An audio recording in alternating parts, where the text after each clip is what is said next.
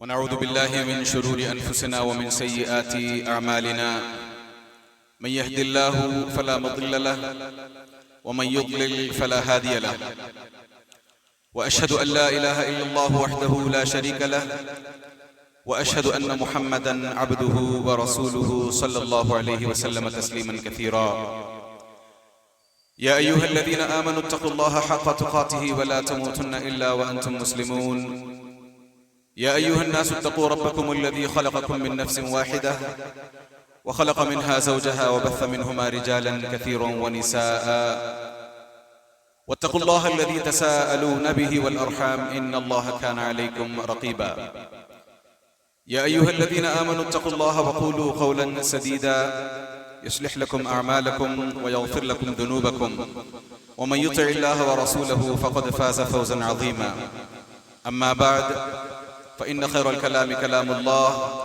وخير الهدي هدي محمد صلى الله عليه وسلم وشر الأمور محدثاتها وكل محدثة بدعة وكل بدعة ضلالة وكل ضلالة في النار قال الله عز وجل وما بكم من نعمة فمن الله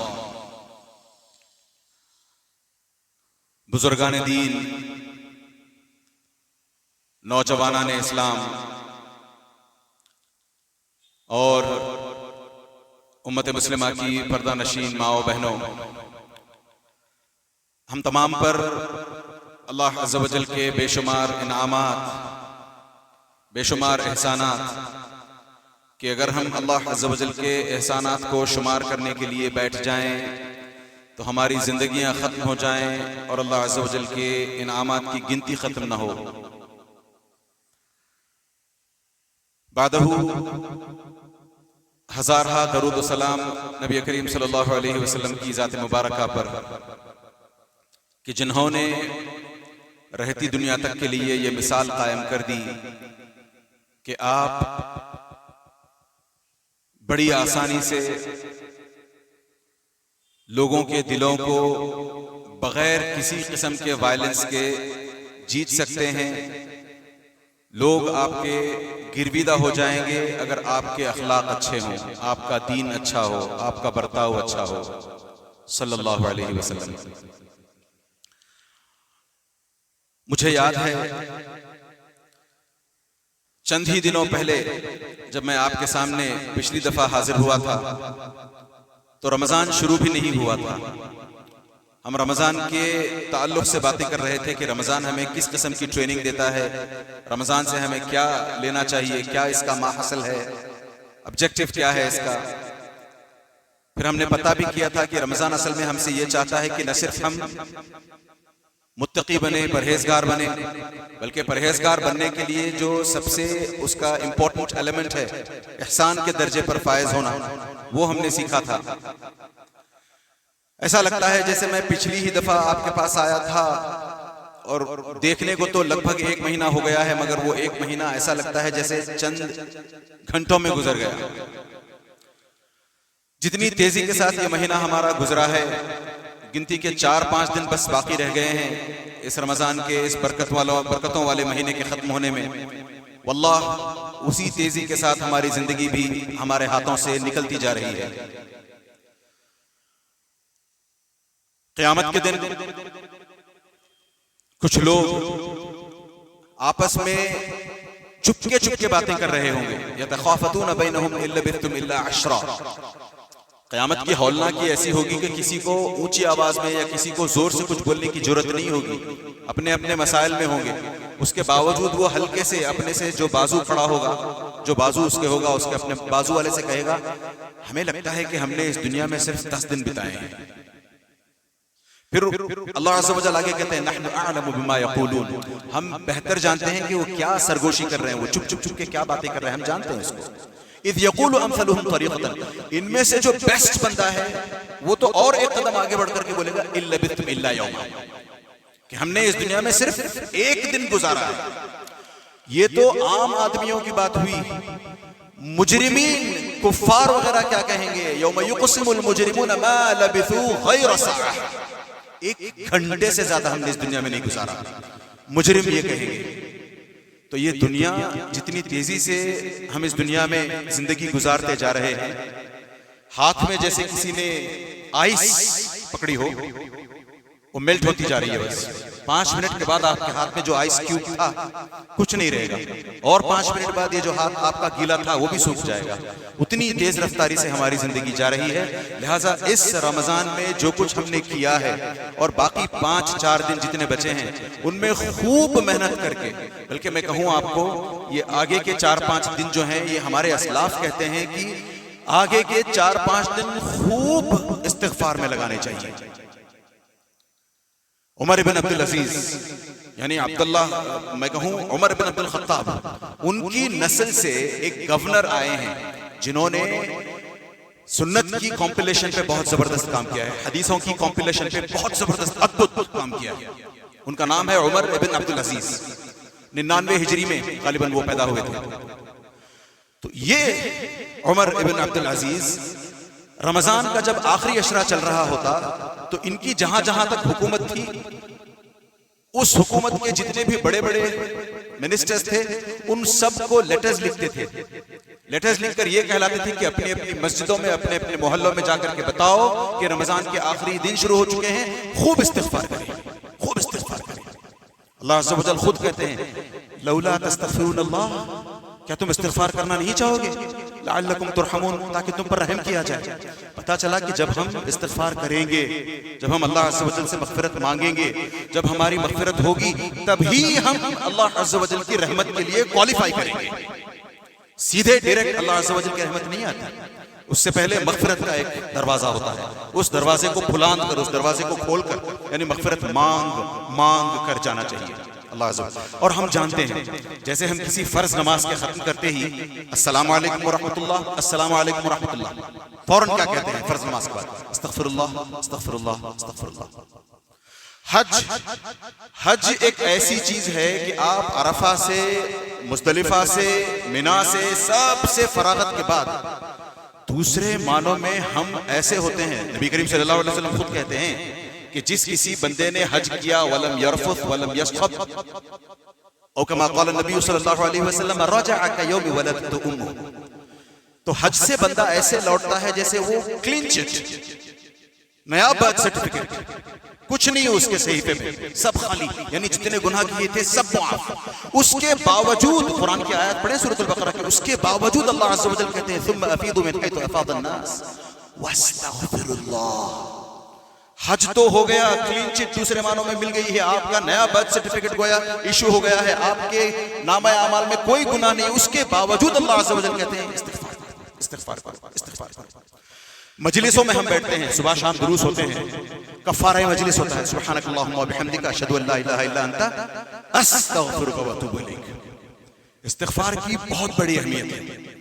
تو رمضان کے یہ جو باقی کے چند ایام ہیں، خوب اللہ عز و جل سے خوب گڑ گڑا کر اپنے ایک ایک گناہ کو یاد کر کے اس کی معافی مانگیں، بلینکٹ معافی نہیں کہ اللہ میرے سارے گناہوں کو معاف کر دے، نہیں، جو جو گناہ آپ کے ذہن میں آ رہا ہو، یہ اگر کریں گے نا، ہمارا غرور ٹوٹتا ہے اس سے۔ ریکگنائز کرنا، اکنالج کرنا کہ ہاں میں نے یہ گناہ کیا تھا، اللہ میرے علاوہ تیرے علاوہ کون جانتا ہے اس گناہ کو، میرے یہ گناہ کو معاف کر دے۔ تو یہ ہماری صفت ہونی چاہیے۔ ہاں، علماء کہتے ہیں کہ جیسے ہماری نماز کے بعد ہم استغفر اللہ کہتے ہیں، حج کے بعد استغفر اللہ کا حکم ہے، مجلس جب ختم ہو جائے تو اس کے بعد استغفر اللہ کا حکم ہے، اسی طریقے سے ہمارے روزوں کا استغفر اللہ صدقۃ الفطر ہے۔ میں اس پر بات نہیں کرنے والا، لہٰذا صدقۃ الفطر کے تعلق سے آپ کے یہاں کے لوکل امام ہیں، خطیب ہیں، شیخ سے جو آپ مسائل چاہیں پوچھیں، علماء آپ کے سمبند میں رہتے ہیں، سمپرک پہ رہتے ہیں، ان سے آپ کانٹیکٹ کریں، پوچھیں ان سے، آپ مسائل حل کر لیں اس کے۔ تو جیسے تمام عبادتوں کے بعد استغفار ہوتا ہے، ویسے ہی اس رمضان بھی ہم خوب استغفار کریں۔ کیا پتہ اگلا رمضان ہمیں نصیب ہو نہ ہو، ورنہ ہاتھ ملتے رہ جائیں گے۔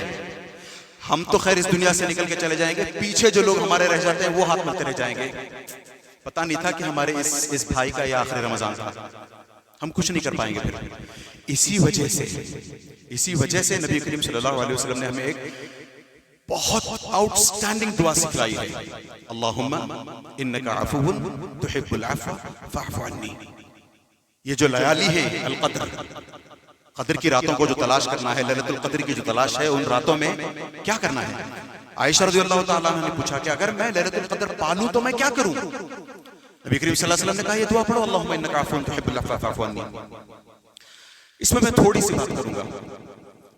عفو قرآن میں اکثر غفور کے ساتھ پیر ہو کے آیا ہے۔ عفو اور غفور کلب ہو کے آئے ہیں دونوں ایک ساتھ کئی جگہ۔ واللہ عفو غفور، ان اللہ کان عفوا غفورا، العفو الغفور، دونوں مل کے آئے ہیں۔ تو یہ جب بھی دونوں مل کے آتے ہیں دونوں کے معانی الگ ہوتے ہیں۔ جب انڈیپینڈنٹلی صرف ایک آئے تو دونوں کا معنی اس کے اندر آ جاتا ہے۔ میں غفور کے پہلے معنی بتاؤں آپ کو، پھر ہمیں سمجھ میں آئے گا کہ ہمیں عفو کی کیوں ضرورت ہے۔ غفرہ یغفرو سے آتا ہے، اگر آپ کو عربی تھوڑی سی پتا ہو۔ غفرہ کا معنی ہوتا ہے کسی چیز کو کسی اور چیز کے ذریعے سے چھپا دینا، ڈھک دینا۔ یہاں میں نے موبائل فون رکھ دیا، اپنی ہینڈ کرچیف نکالی، اس پر ڈال دی، موبائل فون چھپ گیا۔ اس کے نیچے موبائل فون ہے مگر دیکھنے والے کو لگے گا کہ صرف رومال رکھا ہے، صرف ہینڈ کرچیف رکھی ہے۔ تو غفرہ میں یہ ہوتا ہے کہ آپ نے میں نے جو گناہ کیے ہیں، ہم جب مغفرت طلب کرتے ہیں اللہ عز و جل سے، اللہ عز و جل مجھے معاف فرما، میری مغفرت فرما، یہ ہمارے گناہ ڈھپ جاتے ہیں، چھپا لیتے ہیں اللہ عز و جل۔ یہی وجہ ہے کہ قیامت کے دن ہم میں سے ہر ایک کو اللہ عز و جل طلب کریں گے۔ حدیث النجوہ یاد کریں، ایک ایک کو بلایا جائے گا، اللہ عز و جل ایک دم قریب کر لیں گے، اتنا قریب کہ میرے اور اللہ عز و جل کے درمیان، آپ کے اور اللہ عز و جل انڈیویجولی کوئی نہیں ہوگا۔ اللہ عز و جل پھر پوچھیں گے بتاؤ اس دن اس جگہ پہ وہ گناہ کیا تھا نا تم نے؟ بندہ کہے گا ہاں کیا تھا، کوئی نہیں تھا وہاں پر، تو اکیلا تھا، تو نے وہ گناہ کیا تھا۔ اس دن میں نے پردہ پوشی کی، چھپائے رکھا، آج بھی تیری مغفرت کرتا ہوں جا۔ پھر ایک اور گناہ، پھر ایک اور گناہ، پھر ایک اور گناہ، ایک ایک ایک کر کے۔ تو یہ کیوں ہوا؟ مغفرت کی وجہ سے۔ اگر ہم مغفرت کے بجائے عفو، اللہم انکا عفوون، یہ عفو کیا صفت ہے وہ دیکھیں۔ عفو کسے کہتے ہیں؟ معافی کسے کہتے ہیں؟ عفو سے ہی معافی آیا ہے، دیکھیں نا غور کر کے، عفو میں معافی میں میم کے بعد وہی لفظ ہے یہ معافی۔ عفو کا معنی ہے ایسے اس گناہ کو ہٹا دینا، مٹا دینا کہ اس کا کوئی ثبوت، کوئی امپریشن نہ رہے۔ وائٹ بورڈ دیکھا ہے ہم نے، اس پر کچھ لکھا جاتا ہے، اس کے بعد اس کو مٹایا جاتا ہے۔ اگر آپ کچھ لکوڈ وغیرہ اسپرے کر کے مٹائیں تو کچھ نہیں دکھائی دیتا، صاف پوری طریقے سے آئینے کی طرح۔ آج کل آئینے والے اسمارٹ وائٹ بورڈز بھی آتے ہیں۔ تو اس طریقے سے کسی چیز کو صاف صاف مٹا دینا، یہاں تک کہ آپ کے اپنے صحیفے سے بھی وہ گناہ مٹا دیا جاتا ہے۔ کتنی بڑی نعمت اللہ عز و جل کی۔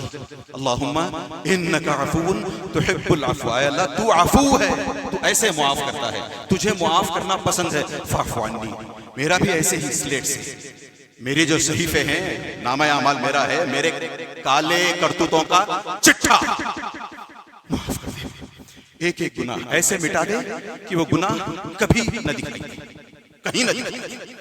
اور اللہ عز و جل، علماء کہتے ہیں کہ یہ صرف صحیفوں سے نہیں مٹتا، بلکہ جو رجسٹر کرنے والے فرشتے بیٹھے ہوتے ہیں ان کے دماغوں سے بھی نکال دی جاتی ہے بات۔ یہیں تک نہیں، جن لوگوں کی موجودگی میں ہم نے وہ گناہ کیا ہو، یا ہمارے اس گناہ کو کچھ لوگوں نے دیکھا ہو، کچھ لوگوں کو وہ پتا ہو، ان کے دماغوں سے بھی وہ گناہ نکل جاتا ہے۔ یہ ہے اللہم انکا عفو تحب العفو فاعف عنی۔ اتنا ہی نہیں، بونس، قیامت کے دن بھی انشاءاللہ تعالیٰ اس بارے میں سوال نہیں ہوگا۔ اسی وجہ سے نبی کریم صلی اللہ علیہ وسلم نے اتنی پیاری تعلیمات دی کہ لیلۃ القدر جب تم پالو، اللہم انکا عفو تحب العفو فاعف عنی کہو۔ کتنے ہیں ہم میں سے جو سچ مچ گڑ گڑا کر اللہ عز و جل سے، جب تک زبان سوکھ نہ جائے، ہونٹ سوکھ نہ جائے، کون کہتا ہے اللہم انکا عفو تحب العفو فاعف عنی؟ کون کہتا ہے ایک ایک گناہ کو ریکال کر کے؟ کون کرتا ہے؟ اچھا، دعا کرنے کو کہا گیا، ایک دو بار سجدے میں گئے، اللہم انکا عفو تحب العفو فاعف عنی پڑھ لیا، اٹھ کے چلے جائے۔ یہ ہماری اپنی زندگی، اور امید اللہ عز و جل سے، ارے میں نے تو دعا مانگی تھی، قبول نہیں ہوئی۔ دعاؤں میں وہ میں نے جب یہاں آیا تھا، میں 2 دن پہلے میں نے بتایا تھا کہ وہ ٹوٹ کر مانگنا چاہیے، تبھی تو دعائیں رنگ لائیں گی، ورنہ شیطان کو بھی اپنی عبادتوں پر غرور تھا، شیطان کو بھی اپنی عبادتوں پر غرور تھا۔ تو اللہ عز و جل سے ہمیشہ ٹوٹ کر مانگنے کی کوشش کریں. اور یاد رکھیں قرآن میں کئی جگہ یہ لفظ عفو اور اس کے ڈیریویٹیوز، اس کے مشتقات جو ہوتے ہیں، الگ الگ جگہ قرآن میں آئے ہیں. غور کر کے دیکھیں آپ تو بڑے بڑے جو گناہ ہوتے ہیں نا، ان کی پاداش میں، ان کے معافی میں عفو کا لفظ آیا ہے. مثال کے طور پر موسیٰ علیہ السلام نے جب فرعون کے پاس جا کر کے کہا کہ میری قوم کو، بنی اسرائیل کو ریلیز کرو، کٹ دا لانگ سٹوری شارٹ، جب ریلیز نہیں ہوئے نکل کے فوراً جیسے تیسے کر کے بھاگ رہے تھے اپنی آرمی کے ساتھ، اپنے لوگوں کے ساتھ، تو پیچھے سے فرعون اور اس کی آرمی چیس کرتے ہوئے آ رہی تھی. یہ آگے آگے آگے آگے بھاگے جا رہے ہیں، پیچھے سے فرعون کی آرمی اور فرعون چیس کرتے ہوئے آ رہے ہیں. ایک پوائنٹ آیا جہاں پہ بھاگتے بھاگتے ارے ہم سمندر کے سامنے آ گئے، سامنے سمندر پیچھے دشمن. پھر وہاں پر اللہ عز و جل نے، ہمیں پتا ہے وہ سٹوری، اللہ عز و جل نے موسیٰ علیہ السلام سے کہا کہ اس پر اپنے عصا کو، اپنے لاٹھی کو دے مارو، یہ جو سمندر ہے 2 حصوں میں بٹ جائے گا، آپ نکل جاؤ گے. بچا لیا اللہ عز و جل نے. کتنا بڑا احسان کیا اللہ عز و جل نے بچا کر کے. یہ جب دریا کے اس پار پہنچے ہیں، وَإِذْ قَالَ مُوسَىٰ لِقَوْمِهِ يَا قَوْمِ، ان لوگوں نے جا کر کے موسیٰ علیہ السلام سے کہا ہم اس قسم کا الہ چاہتے ہیں جیسے ان لوگوں کا ایک بچڑے کو پوجا کرنا شروع کیا. کتنا بڑا گناہ. سامنے آپ کی آنکھوں کے سامنے فرعون ڈوبا ہے، فرعون کی جو آرمی تھی وہ ڈوبی ہے، آپ صحیح سلامت اس طرف پہنچ چکے ہو. اب آپ کا شیوا تو یہ تھا کہ آپ اللہ اللہ اللہ اللہ کہتے ہوئے زندگی گزارتے، اللہ کا شکر بجا لاتے، ورنہ اس قوم کے ہاتھوں تکا بوٹی ہو جاتی. اللہ نے بچا لیا. پلٹ کر کیا کیا؟ شکر ادا کرنے کے بجائے بچڑے کی پوجا شروع کر دی. اللہ عز و جل نے کہا وَعَدْنَا مُوسَىٰ 40 لَيْلَةً ثُمَّ اتَّخَذْتُمُ الْعِجْلَ مِن بَعْدِهِ وَأَنْتُمْ ظَالِمُونَ ثُمَّ عَفَوْنَا عَنْكُمْ عَفَوْنَا، ہم نے تمہیں معاف کیا. عفونا عفو اور جائیں. احد کے دن جب احد کی لڑائی چل رہی تھی، جنگ احد، کچھ صحابہ کو حکم دیا گیا تھا کہ آپ یہاں سے مت ہلو، کچھ بھی ہو جائے، چاہے ہم جیتیں چاہے ہاریں، آپ کا کام یہاں تعینات رہنا ہے. کھسک گئے وہاں سے، سامنے وہ بوٹی دکھائی دی، منکم من یرید الدنیا ومنکم من یرید الآخرہ. تم میں سے کچھ لوگ ہیں جنہوں نے دنیا چاہی تھی، اس کی وجہ سے نبی کریم صلی اللہ علیہ وسلم کا فرمان ٹھکرا کر نیچے چلے آئے تھے. بہت بڑا گناہ. اللہ عز و جل کہتے ہیں ان الذين تولوا منكم يوم التقى الجمعان انما استزلهم الشيطان ببعض ما كسبوا ولقد عفا الله عنهم. ہم نبی کریم صلی اللہ علیہ وسلم کی نافرمانیوں کو ایسے لیتے ہیں، چلے گا کوئی بات نہیں، اللہ غفور اللہ رحیم. ایک نافرمانی ہلکی سی وہاں کھڑا کیا تھا، وہاں سے نہیں اترنے کو کہا تھا. اتر کے جو آئے ہیں جنگ ہاری ہے، پھر اللہ عز و جل کا فضل ہوا ہے کہ اللہ عز و جل نے معاف کر دیا. ایسی کتنے سینکڑوں مثالیں قرآن میں ملے گی. وہ مصطح بن اثاثہ، جب عائشہ رضی اللہ عنہا پر تہمت لگائی گئی تھی، بہتان لگایا گیا تھا، ایکیوز کیا گیا تھا ایڈلٹری کا، ہاں تو لوگوں نے تو کہا 1000 لوگ 1000 باتیں، مگر ان باتیں کرنے والوں میں ایک وہ بھی تھا مصطح ابن اثاثہ. بتاؤں میں؟ رضی اللہ عنہ، صحابی تھے یہ. اور کون صحابی تھے یہ؟ ابو بکر رضی اللہ عنہ کے کچھ چچیرے ممیرے بھائی یا ایسا کچھ کوئی رشتہ تھا ان کا، قریبی رشتہ، ممیرے بھائی، چچیرے بھائی یا ماموں کے بیٹے، چاچا کے بیٹے، ایسا کچھ تھا. اور مصطح ابن اثاثہ کا اپنا کوئی کاروبار نہیں تھا، گھر نہیں چلتا تھا ان کا. ابو بکر بڑے دلدار، بڑے دلدادہ انسان، بڑے سخی انسان. ان کے گھر سے روز مصطح ابن اثاثہ کے گھر راشن پہنچا کرتا تھا. روز راشن پہنچتا ہے. ایک سیکنڈ کے لیے سوچیں، جو بندہ آپ کو روز راشن، آپ نے کچھ کرنا نہیں ہے اس بندے کے لیے پلٹا کر، وہ بندہ بس محبت کے مارے، اللہ کو خوش کرنے کے مارے آپ تک راشن پہنچایا جاتا ہے. اور ایک دن جب موقع آن پڑتا ہے، اس کی بیٹی پر تہمت لگائی جاتی ہے، آپ اٹھ کھڑے ہوتے ہو، کہتے ہو ہاں مجھے بھی پتا ہے اس کی بیٹی نے ایسا کیا ہے. اندازہ کرو اس کے دل پہ کیا بیتے گی. انسان ہیں، تکلیف ہوتی ہے. مصطح ابن اثاثہ کی اس غلطی پر ابو بکر رضی اللہ عنہ کو بھی تکلیف ہوئی. کہا نہیں، مصطح پر احسان کر کے میں نے غلطی کی ہے، میں آج سے اس کا نان نفقہ، اس کو راشن پہنچانا بند کر دیتا ہوں. فوراً آیت اتر آتی ہے وَلَا يَأْتَلِ أُولُو الْفَضْلِ مِنْكُمْ وَالسَّعَةِ أَنْ يُؤْتُوا أُولِي الْقُرْبَى وَالْمَسَاكِينَ وَالْمُهَاجِرِينَ. آگے اللہ عز و جل کہتے ہیں وَلْيَعْفُوا وَلْيَصْفَحُوا. پھر سے عفو. جیسے ہی اس آیت کا نزول ہوا، ابو بکر تک جیسے ہی خبر پہنچی، کنفرم کرنے کے لیے سچ مچ میرے بارے میں اتنا ایلیویٹڈ کہ میرے بارے میں قرآن میں آیت آ جائے، سچ مچ اللہ نے میرے بارے میں بات کی ہے. دوڑے دوڑے نبی کریم صلی اللہ علیہ وسلم کے پاس پہنچے صرف کنفرم کرنے کے لیے میرے بارے میں ہے کہ ہاں کہ تم نے اس کا نان نفقہ بند کیا، اللہ عز و جل کو پسند نہیں. اللہ عز و جل کہتے ہیں ان کو معاف کرو، جانے دو، ان کا نان نفقہ آپ نے بند کیا ہے ان کی غلطیوں کی وجہ سے، اس کو معاف کر دو ان کی غلطی کو. فوراً آگے اللہ عز و جل کہتے ہیں الا تحبون ان یغفر اللہ لکم، کیا تم نہیں چاہتے کہ اللہ عز و جل تمہاری مغفرت کرے؟ اس لڑکی کا جب یہ معاملہ آیا، اس شخص نے اٹھ کر کے جب آواز لگائی کہ ہاں یہ گنہگار ہو سکتی ہے، مجھے بھی لگتا ہے، تو ایسے تو تم کتنے گناہ کرتے ہو جن کا مجھے علم ہے. رب کہتا ہے تو پھر میں تمہیں معاف نہ کروں تو کیا اشر ہو تمہارا؟ الا تحبون ان یغفر اللہ لکم، کیا تم نہیں چاہتے کہ میں تمہاری مغفرت کروں؟ فوراً اسی وقت نہ صرف معاف کیا بلکہ فوراً گئے، جتنا نان نفقہ جتنے دنوں سے روکا ہوا تھا وہ بھی دیا، اور آج سے نان نفقہ راشن واپس شروع. یہ ہوتا ہے عفو. ایسی بہت ساری مثالیں ہیں قرآن میں جہاں جہاں آپ کو عفو یا عفو کے ڈیریویٹیوز ملے، دیکھتے جائیں بیٹھ کے. بڑے بڑے گناہوں کی پاداش میں عفو کا لفظ آیا ہے. اسی حساب سے عفو کس کو کہتے ہیں اور تھوڑا سا سمجھنے کے لیے، جب نبی کریم صلی اللہ علیہ وسلم ہجرت کر کے جا رہے تھے ابو بکر رضی اللہ عنہ کے ساتھ، تو مکے کے لوگوں کی ایک خاصیت تھی کہ وہ قدموں کے نشان سے آپ کا پتہ لگا لیتے تھے کہ آپ کہاں چھپے ہو. قدموں کو، آپ کے فٹ پرنٹس کو دیکھتے ہوئے پہنچ جاتے تھے وہ. تو عامر ابن فہیرہ بڑے زبردست صحابی گزرے ہیں. دیکھیں کیسی خدمتیں کی ہیں صحابیوں نے. ہم یہاں مسجد کے ذمہ دار اگر ہوں، میں مسجد کے ذمہ داروں کی، یہاں کی مسجد کی بات نہیں کر رہا، میں عام طور پر بات کر رہا ہوں، کوئی برا نہ مانے، ایک عام سی بات ہے.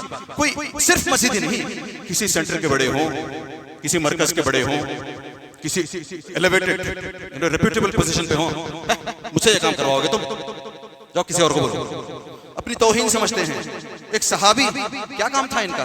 جب اسماء بنت ابی بکر، ان کے لیے جب نبی کریم صلی اللہ علیہ وسلم غار میں چھپے ہوئے تھے تو یہ توشہ لے کر کے جایا کرتی تھی. اب یہ توشے کی وجہ سے، توشہ لے کر کے جانے کی وجہ سے اسماء کی فٹ پرنٹس مل جائیں گے ان کو. تو عامر ابن فہیرہ کو حکم تھا کہ جب اسماء اس طرف چلی جائے تو تم بھی اس کے پیچھے بکریاں چراتے ہوئے نکلو، تاکہ اسماء کے فٹ پرنٹس جاتے رہیں، دکھائی نہ دیں. عفو عفو مٹ جانا، دکھائی نہ دے. یہ ہمارے ساتھ معاملہ ہو سکتا ہے انشاءاللہ تعالی اگر ہم دل سے اللہ عز و جل کی سچ مچ گڑ گڑا کر اللہ عز و جل سے معافیاں مانگے، کہیں اللہم انک عفو تحب العفو فاعف عنی. اسی حساب سے یہ جو رمضان کا مہینہ، اتنے لوگ، ایک بات بتائیں، نبی کریم صلی اللہ علیہ وسلم کی ایک حدیث ہے، احب البلاد الی اللہ مساجدها. زمین پر جتنی بھی جگہیں ہیں، مالز ہیں، گھر ہیں، بزنس ہبز ہیں، آفیسز ہیں، ریزورٹس ہیں، باغ ہیں، پارکس ہیں، پتہ نہیں کیا کیا ہیں، ان تمام چیزوں میں اللہ عز و جل کو سب سے زیادہ باللبد، سب سے زیادہ پیاری جگہ مسجد. اس کا یہ مطلب نہیں ہے کہ جتنی مسجد خوبصورت ہو اتنی اللہ کو پسند ہے. نہیں نہیں نہیں. اگر ایسا ہوتا تو جب مسجد نبی کریم صلی اللہ علیہ وسلم کی مسجد نبوی بنی تھی تو اس کی چھت اتنی کچی تھی کہ بارش پڑتا تو پانی اندر آ جاتا، بلکہ کئی بار تو کتے بلیاں آ کر کے پیشاب وغیرہ بھی کر کے نکل جاتے. کیوں؟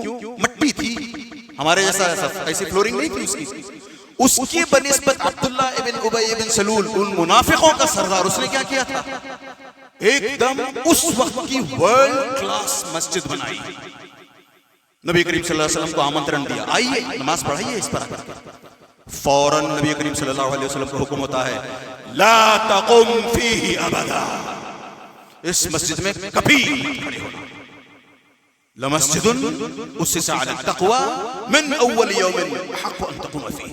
ارے وہ مسجد نبوی یا پھر مسجد قباء جو تقوی کی بنیاد پر بنائی گئی ہے اس میں آپ زیادہ ڈیزرو کرتے ہیں کہ وہاں کھڑے رہیں. کیوں فیہ رجال یحبون ان یتطہروا, اس میں کچھ ایسے لوگ ہیں جو اپنے آپ کو اللہ عز و جل کے سامنے آ کر کے معافیاں مانگ کر کے اپنے آپ کو پاک کرنا چاہتے ہیں. یحبون ان یتطہروا. اور فیہ رجال کا جو لفظ آیا ہے, غلط فہمی میں مت رہنا کہ صرف مردوں کی بات ہو رہی ہے. عورتیں بھی ہوا کرتی تھیں, ان کا جگرا, ان کا دل 1000 منافق مردوں سے زیادہ اچھا, یا 1000 عام مسلمانوں سے زیادہ اچھا, اتنا زبردست دل.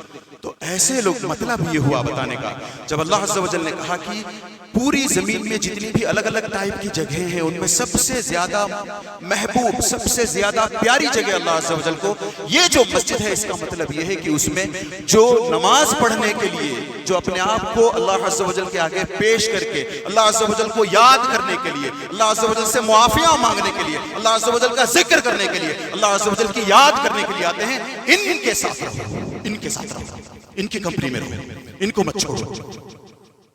اللہ عز و جل خود کہتے ہیں وَاصْبِرْ نَفْسَكَ مَعَ الَّذِينَ يَدْعُونَ رَبَّهُمْ بِالْغَدَاةِ وَالْعَشِيِّ يُرِيدُونَ وَجْهَهُ لَا تَعْدُ عَيْنَاكَ عَنْهُمْ تُرِيدُ زِينَةَ الْحَيَاةِ الدُّنْيَا. یہ پڑھتے ہیں ہم, سورۃ الکہف کی آیت ہے. نبی کریم صلی اللہ علیہ وسلم کو وہ بولتے ہیں نا, بیٹی میں بتا تو تجھے رہی ہوں مگر بہو ایڈریس تجھے ہے, بات تجھ سے کر رہی ہوں, بیٹی کے ذریعے بات تجھ تک بتانا چاہتی ہوں, پہنچانا چاہتی ہوں. نبی کریم صلی اللہ علیہ وسلم سے بات ہو رہی ہے, وَاصْبِرْ نَفْسَكَ, اے نبی کریم صلی اللہ علیہ وسلم صبر کریں. نہیں, ہم سے کہا جا رہا ہے انڈائریکٹلی کہ ہم کن کے ساتھ رہیں, الذین یریدون وجہہ, جو صبح شام اللہ عز و جل کی عبادت کر کے اللہ عز و جل کو خوش کرنا چاہتے ہیں, وہ دنیا کی رنگینیوں میں کھو جانا نہیں چاہتے, ان کے ساتھ مت رہو.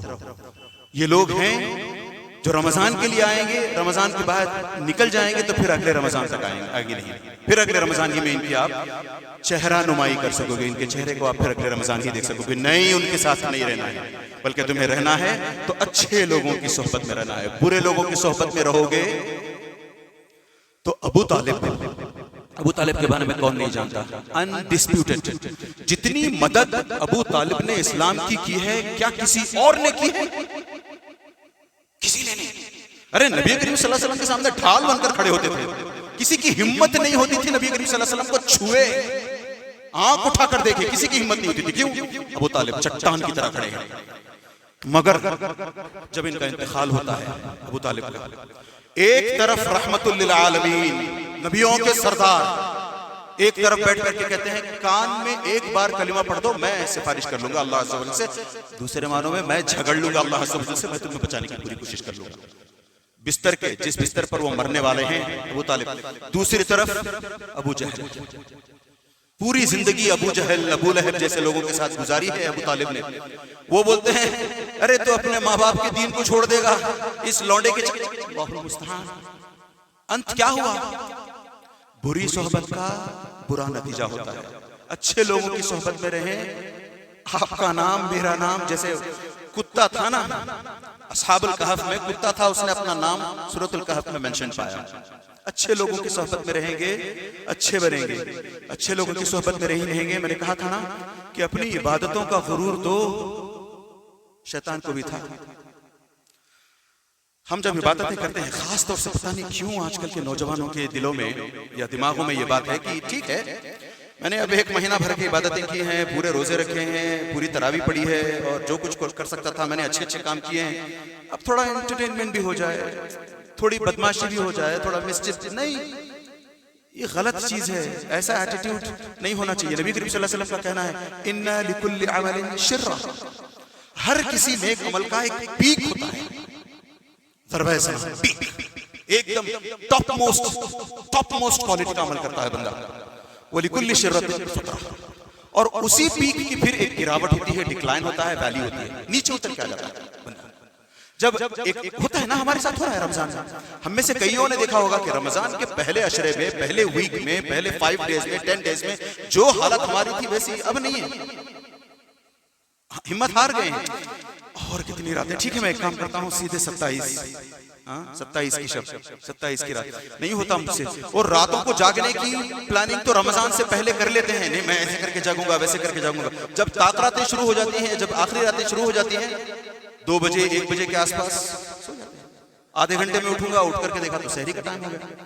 یہ سلیکننگ ہوتی ہے, اور اس سلیکننگ کو دور کرنے کا ایک طریقہ یہ ہے کہ رمضان کی تیاری رمضان سے پہلے سے کی جائے, اور رمضان کی تیاری رمضان سے پہلے ہونے لگے تو انشاءاللہ تعالی آپ پورے رمضان ایک ٹائپ کی عبادت, شرہ ہائی کوالٹی عبادت کر پائیں گے. نبی کریم صلی اللہ علیہ وسلم نے جو اس حدیث میں کہا ہے وہ یہ ہے کہ جب آدمی پیک پر پہنچتا ہے تو وہ نیچے بھی آتا ہے. رمضان کے بعد پھر آپ دیکھو گے اگر اس مسجد میں رمضان میں 10 صفیں بھرتی ہیں یا پوری مسجد بھر جاتی ہے, مشکل سے رمضان میں 1 یا 2 صفیں بھرتی ہوں گی. یہ ہر مسجد کا, ہر دنیا میں جگہ جگہ جہاں مسجدیں ہیں وہی عالم ہے, جہاں بھی جائیں اکا دکا مسجدیں چھوڑ دیں.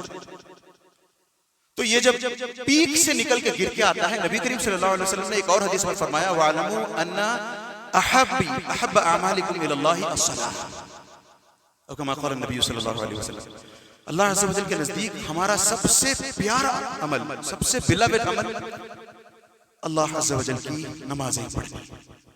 جب ہم یہ پیک سے نیچے نکل کے آ جائیں نا, 5 وقت کی نمازیں نہ چھوڑیں, 5 وقت کی نمازیں نہ چھوڑیں. یہ جو ایٹیٹیوڈ ہے, میں نے رمضان بھر کے روزے رکھے ہیں, میں نے خوب خیرات کیا ہے, میں رمضان بھر کے تراویح پڑھتا رہا ہوں, میں نے 3 قرآن ختم کیے, 5 قرآن ختم کیے, نہیں. بلکہ ایک بندہ مومن کو, ایک سچے مسلمان کو اس چیز کی فکر لگی رہنی چاہیے کہ میں نے کام تو کیا, میں نے عبادت تو کی, میں نے روزہ تو رکھا, میں نے تراویح تو پڑھی, قبول ہوئی کہ نہیں ہوئی نہیں پتا. تو اللہ سے دعائیں کرتے رہے, اللہ عز و جل میں نے اپنی ٹوٹی پھوٹی کوششیں کی ہیں, میرے ان اعمال کو قبول کر لے.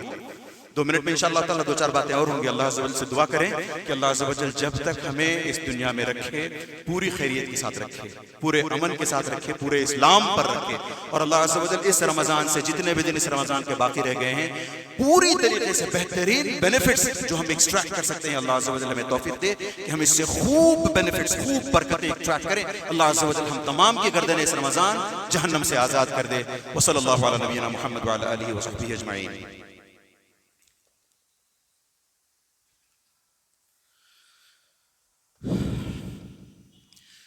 الحمدللہ وحدہ والصلاة والسلام علی من لا نبی بعدہ. ایک بندہ مومن کا یہ شیوا, یہ ایٹیٹیوڈ ہونا چاہیے کہ اپنے تعلق سے ہمیشہ سوء ظن رکھے, بدگمان رہے اپنے تعلق سے. میں نے کوشش تو کی, not up to the mark. جیسے ویسی نماز نہیں پڑھی میں نے جیسے نبی کریم صلی اللہ علیہ وسلم نے کہا نا صلو کما رأیتمونی اصلی, میں نے ویسے نماز نہیں پڑھی. میں عمرے کو گیا تھا, خذو عنی مناسککم, حج کو گیا تھا, جیسے حج کرنا چاہیے تھا ویسا نہیں ہوا میرا, جیسے قرآن پڑھنا چاہیے تھا, نہیں, اتنی غلطیاں ہوتی ہیں مجھ سے قرآن میں, تجوید ڈھنگ سے نہیں آتی مجھے. ہر عبادت کو لے کر کے بندے مومن کا اپنے آپ کے تعلق سے سوء ظن ہونا چاہیے. میں نے تو اس کا نیگیٹو مطلب نہیں ہے, سوء ظن کا اپنے آپ کے تعلق سے نیگیٹو نوشنز رکھنے کا یہ مطلب ٹھیک ہے میں تو نہیں نکل کے جاؤں, نہیں, یہ نہیں ہے مطلب. اس کا مطلب یہ کہ کام کرتے جاؤ اور کہو کہ نہیں میں نے تو اپنی کوشش کی تھی, پتہ نہیں قبول ہوئی کہ نہیں ہوئی, اللہ عز و جل پلیز اس کو قبول کر لے, میں اور بہتر کوشش کروں گا, میں اور بہتر کروں گا. یہ کوشش کرتے رہے. اپنی عبادتوں کو لے کر کے کبھی غرور نہ کریں, نبی کریم صلی اللہ علیہ وسلم کہتے ہیں قیامت کے دن ترازو, بار بار سنتے ہیں ترازو کے بارے میں, ایک پلڑے میں آپ کے نامہ اعمال, اچھے نامہ اعمال, دوسرے میں آپ کے برے نامہ, یہ سب سنتے آئے ہیں. تو نبی کریم صلی اللہ علیہ وسلم کہتے ہیں کہ ایک موقع آئے گا قیامت کے دن جب اللہ عز و جل اپنے اس ترازو کے ایک پلڑے میں 7 زمین اور 7 آسمانیں رکھ دیں گے, 7 آسمان رکھ دیں گے. اب اندازہ کریں کتنا وزن ہوگا اس کا. اور دوسرے پلڑے میں ایک بندے کے لیے جگہ چھوڑیں گے, تو جو فرشتے وہاں ہوں گے وہ کہیں گے یہ کس کے لیے, یعنی ہم سمجھتے ہیں کہ نامہ اعمال آپ اچھے برے تول لو آپ, مگر یہ آپ نے ایک پلڑے میں 7 آسمان 7 زمین, 7 زمینیں ہیں بائی دا وے. اللہ عز و جل نے کہا ہے قرآن میں, اللہ الذی, سورۃ الطلاق کی آخری آیت پڑھنے جا کر کے, سورۃ الطلاق آخری آیت پڑھنے. تو 7 آسمان ساتوں زمینیں سب ایک پلڑے میں. جب فرشتے پوچھیں گے تو نبی تو اللہ عز و جل کہیں گے ایک بندہ ہے جس نے اتنی عبادتیں کی ہیں کہ میں اس کی عبادتوں کو اس پلڑے میں رکھ دوں تو یہ ساتوں آسمان ساتوں زمینوں کا وزن ہلکا پڑ جائے گا اس کی عبادتوں کے مقابلے میں. فوراً فرشتے کہیں گے سبحانک، ہے اللہ عز و جل تو پاک ہے، تو صاف ہے. ما عبدناک حق عبادتک، جیسے تیری عبادت کی جانی چاہیے تھی ہم نے اس کا حق ادا نہیں کیا. کون کہہ رہے ہیں یہ؟ فرشتے، جن کے بارے میں قرآن میں آتا ہے لا یعصون اللہ ما امرہم ویفعلون ما یؤمرون، ایک گناہ نہیں کرتے. اتنا ہی نہیں، یسبحون اللیل والنہار لا یفترون، رات دن اللہ عز و جل کی تسبیح میں لگے رہتے ہیں وداؤٹ اینی بریک، ایک سیکنڈ کا بریک نہیں. لا یفترون، فترہ، ایک سیکنڈ کا بریک نہیں. یہ کہیں گے فرشتے یا اللہ ہم نے جیسے تیری عبادت کرنی تھی ویسے نہیں کی، ہم سے بھی کوئی اچھی عبادت کرنے والا ایک آئے گا جس کا ایسا ہوگا حشر کہ ایک پلڑے میں زمین آسمان اور دوسرے پلڑے میں اس کے اعمال، اور وہ اعمال مور ویلیوڈ. ہم میں سے کوئی بھی ہو سکتا ہے، اللہ عز و جل بنائے ہم میں سے ہر کسی کو ویسا. آمین اللہم آمین. اگر غلط فہمی کا شکار ہوں گے، میں نے کیا تھا نا لاسٹ رمضان، خوب چندہ دیا ہے، خوب نمازیں پڑھی ہیں، خوب شیطان نے بھی غرور کیا تھا. وَإِذْ قُلْنَا لِلْمَلَائِكَةِ اسْجُدُوا لِآدَمَ فَسَجَدُوا إِلَّا إِبْلِيسَ، جب ابلیس کو سجدہ ہوا تھا، حکم ہوا تھا کہ سجدہ کرے آدم علیہ السلام. ہمیں پتہ ہے وہ سٹوری. الا ابلیس، پوری قرآن میں دو چار منٹ ختم کرتا ہوں. پورے قرآن میں ایک ہی جگہ ابلیس کے بارے میں ایک ہی جگہ آتا ہے کانا من الجن، فرشتوں میں سے نہیں تھا، وہ جنوں میں سے تھا. فرشتوں کی یہ عادت ہوتی ہے، فرشتوں کی یہ خصلت، اللہ عز و جل نے فرشتوں کو ایسے بنایا ہے کہ وہ ریفیوز نہیں کرتے. جنوں کو اختیار ہے جیسے ہمیں اختیار ہے، چوائس ہے. آپ چاہے تو نماز کو آؤ، چاہے گھر بیٹھے رہو، اذان ہو گئی ہے. آج نہیں، قیامت کے دن حساب ہوگا. آپ چاہے نیک بنے رہو چاہے بنے رہو، اما شاکر ہو اما کفر، جو کرنا ہے کرو، قیامت کے دن حساب ہوگا. یہ چوائس، فریڈم ہمیں ہے. ویسے ہی جنوں کو بھی یہ فریڈم ہے. تو اپنی خوشی سے اپنے علم پر خوب محنت کرتے ہوئے اتنی عبادت کی اللہ عز و جل کی ابلیس نے کہ اللہ عز و جل نے اسے جنوں کی مخلوق سے اٹھا کر کے فرشتوں میں ایلیویٹ کیا، وہاں لے جا کر کے رکھا فرشتوں کے ساتھ. تو تمام، اسی لیے کہا نا وَإِذْ قُلْنَا لِلْمَلَائِكَةِ، الگ کیوں کیا الا ابلیس کر کے؟ تمام فرشتوں کو حکم ہوا کہ سجدہ کریں، سب نے کیا سوائے ان کے سردار ابلیس. جنوں میں سے تھا. کیا کہا اس نے؟ غرور. ارے تو نے اس کو مٹی سے پیدا کیا اور مجھے آگ سے پیدا کیا ہے، اور تو کہتا ہے کہ میں اس کا سجدہ کروں جبکہ مٹی کو آگ کھا جاتی ہے. یہ غرور، یہ تکبر اچھی چیز نہیں ہے. جو کچھ عبادتیں ہم نے کی ہیں، جیسے میں نے شروع میں کہا تھا وَمَا بِكُم مِّن نِعْمَةٍ فَمِنَ اللَّهِ، جو بھی نعمت ہمیں حاصل ہے. اور میں نے پچھلی دفعہ جب میں تاخراتوں میں آیا تھا یہاں پر میں نے بتایا تھا کہ عام طور پر ہمارا یہ مغالطہ، غلط فہمی، کنفیوژن، مس انڈرسٹینڈنگ ہے. ہم سمجھتے ہیں کہ جب مجھے اللہ عز و جل نے اچھے صحت سے نوازا، دولت سے نوازا، اچھے گھر سے نوازا، اچھی کار سے نوازا، نعمت. سب سے بڑی نعمت تو اللہ عز و جل نے ہمیں مسلمان بنائے رکھا ہے. سب سے بڑی نعمت تو اللہ عز و جل نے اب تک رمضان میں ہمیں سانسیں دے رکھی ہیں. بہت بڑی نعمت ہے یہ. لیلۃ القدر کی تلاش کی سوچ، تلاش کی فکر عطا کی ہے، یہ بہت بڑی سوچ ہے. تو اس سوچ کو ہاتھ سے جانے نہ دیں، اس فکر کو ہاتھ سے جانے نہ دیں. یہ جتنے دن باقی ہیں اللہ عز و جل کی خوب جم کر عبادت کریں. جتنا ہو سکتا ہے اتنا صدقہ کریں، جتنے ہو سکتے ہیں اتنے دعائیں کریں. خاص طور سے اللہم انکا عفو تحب العفو فاعف عنی، اس کو نہ چھوڑیں، اس کو نہ چھوڑیں. اللہ عز و جل کہتے ہیں آخری بات ولولا فضل اللہ علیکم ورحمتہ ما زکا منکم من احد ابدا، اگر تم پر اللہ عز و جل کا فضل نہ ہوتا تو تم میں سے کوئی اس قابل نہیں تھا کہ اپنے آپ کا تزکیہ کر سکے، اپنے آپ کو پاک کر سکے. ولیکن اللہ یزکی من یشاء، جس کسی کو اللہ چاہتا ہے اس کو وہ توفیق عطا کرتا ہے کہ وہ اپنے گناہوں کا اعتراف کرے، اپنے نفس کا تزکیہ کرے، گناہوں کی معافی مانگے، نیکی پر بنے رہنے کی کوشش کرے. بس نیکی پر بنے رہنے کی کوشش کریں. غرور، تکبر، کبریائی، انا اپنے دل میں آنے نہ دیں کہ ٹھیک ہے میں نے بھی اس رمضان کو بہت عبادت نہیں. بس اللہ سے دعا کریں کہ اللہ اس عبادتیں قبول فرمائے. آمین اللہم آمین. ان اللہ وملائکتہ یصلون علی النبی یا ایھا الذین آمنوا صلوا علیہ وسلموا تسلیما. اللہم صل علی محمد وعلی آل محمد کما صلیت علی